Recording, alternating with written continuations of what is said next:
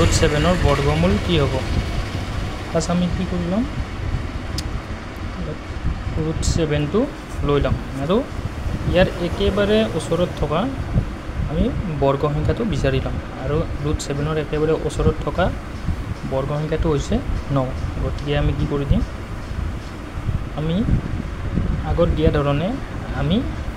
আমি যেহেতু একেবাৰে ওচৰত থকা বৰ্গ সংখ্যা কোনটো আছে ৰুট 9 আছে যাৰ বৰ্গমূল 3 গতিকে আমি কি কৰি দিম এইটো 9টো কাটি ল'ম আৰু কি কৰিম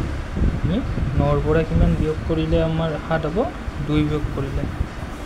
এটা কি কৰিম আমি ৰুট 9ৰ বৰ্গমূলটো ভাঙি ল'ম আৰু ইয়াৰ বৰ্গমূল হ'ব কিমান ইয়াৰ বৰ্গমূল হ'ব 3 আৰু এইটো আমি একেদৰে ৰাখি দিম আৰু কি কৰি দিম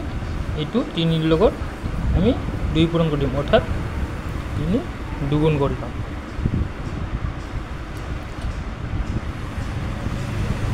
কি হ'ব 3 2 গুণ 6 হৈ যাব এতিয়া আকৌ কি কৰি দিম 2টো 6ৰে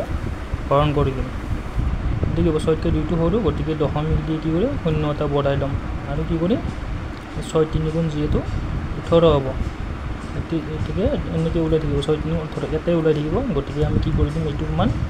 3 minus 3 0.3